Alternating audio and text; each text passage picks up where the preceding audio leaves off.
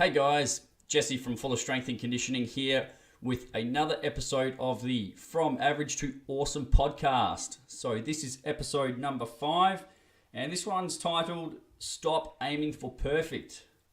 So already I'm sure if you are listening in, you're probably a little bit confused. Everyone, we're being told we should always aim for perfect, do more, do better. I'm here to try and get across a slightly different approach. Still obviously aiming towards that higher echelon or that higher level that you can attain, okay? So I do want to just quickly give a shout out to everyone who has listened in to the previous 4 episodes already. Some good responses coming back in, some good feedback. If you haven't already, take a bit of time to go and check them out. There's good information out there in them, and hopefully you can take those and apply it into your life as well.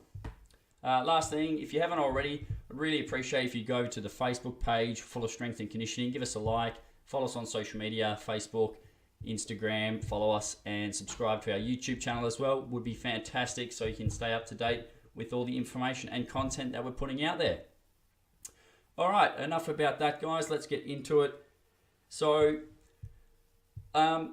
I'm definitely not against people getting better. That's quite the opposite. My objective and the role and the mission of Fulla Strength and Conditioning is to get people better, whether it be for fat loss, increasing strength, their fitness, confidence level, just technically getting better in the gym. That's the whole purpose that we do this, is to give people information where they can improve their health and longevity, basically, so everyone feels comfortable doing what they want. The notion that perfect exists is very fallible. It doesn't exist. There is no perfect out there. So that's why I think it's a little bit of a silly way to go about things, is to try and aim for something that's not there. There is no perfect in life. However, there is a better. So I want to try and stop you setting yourself up for failure and aiming for perfect. On Monday, generally when people have got their week back on track, they've had their preparation, they've had their big weekend and whatnot, then Monday's sort of the restart. That's where people set themselves up for a good solid week and having maybe a perfect week or a perfect day, okay? That's very unlikely to happen, okay? Even the highest level athletes, they will never attain perfect. There's no such thing, so try and get that out of your head, that there's no perfect. However, there is a better, and that's what you should be aiming for. All right? So be realistic as well. When you set your target or your goals, be realistic about it. What is it that you want to achieve? Be really specific. What is it that you want? When do you want to achieve it by? And the big question, why? Why is it important for you to achieve your goal? Whether it be dropping 5 kilos of body weight, why do you want to achieve it? Why is it important for you to do so? So if you haven't already mapped out your goals, we do have a video on our YouTube channel about creating SMART goals. So that's an acronym. We go into it in great detail in that video. So just go to our channel if you haven't already watched it.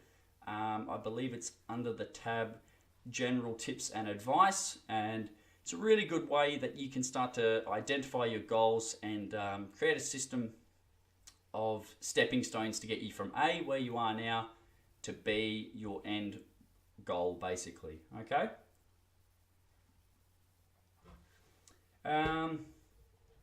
So be realistic, that's a big one. With regards to creating those goals, the goals need to be lofty enough. They need to be big enough and scary enough, or big enough to scare you into action. If the goal isn't too far out of your reach, you're not going to take massive action to get after it. You'll just think, oh, I'll get around to it whenever. Whenever doesn't come, and that's the problem. So set your sights high. Set your goals. Set them something that's going to scare you and make you take action to get there, but make sure there's stepping stones to get you there as well. You can't just say, for example, just say someone weighs 100 kilos and then the goal is I want to get to 60 kilos. That's a massive jump. That's almost a 50% reduction in body weight. That's huge. So I'm not saying it's not achievable. It definitely could be achievable, but we need to have stepping stones to get there as well. So the immediate goal, if I'm 100 kilos and I want to get down to 60, my immediate goal would be 99 kilos. And then it would be 98. You can break it down further. You can have maybe 5 kilo sort of weight increments or decrements. But it can't just be, I'm 100, I'm going to get to 60 like that in the snap of a finger. It's never going to happen. But if you create those stepping stones, you will get there and you will get better. You won't make that perfect transition. Nothing in life is perfect, but you will get better. It'll get you closer from A, 100 kilos to B, 60 kilos if you have those smaller targets to aim for. Okay, so try and work on that. The next thing, in terms of getting better, identifying your weaknesses. So this is a big one. Not a lot of people do this, and not a lot of people ask to have this done to them or have an assessment. What do you think that perhaps you struggle with and you need to improve on? But it's a very big area that if you get right is very, very powerful. So I'll just use gym training as an example. I'll take guys, for example. Blokes typically like to train the mirror muscles. So the mirror muscles are basically everything that you can see in the mirror.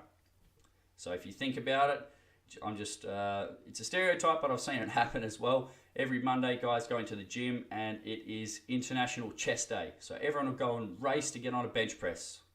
They'll do dumbbell pressing, chest pressing, flies and whatnot. So they'll always start Monday off with chest because you can see it, it's big, and the pecs get the ladies, right?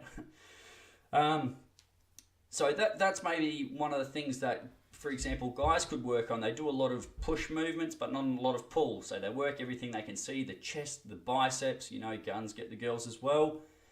And obviously bicep curls get the girls. And the quads, so they'll work on leg extensions until the cows come home. And they'll never do anything to actually strengthen the muscles that you can't see, the ones that are hiding, the calves, the hamstrings, the glutes, the back, the lower back. So that's just one example. It's a very broad sort of example, but it's one that rings true. Next time you're in a gym, commercial gym, just have a look around. If you do happen to be in there on a Monday, have a look. How many people are doing chest-related exercise? And I'm talking specifically about men because that's typically who I catch doing it and have done for several years.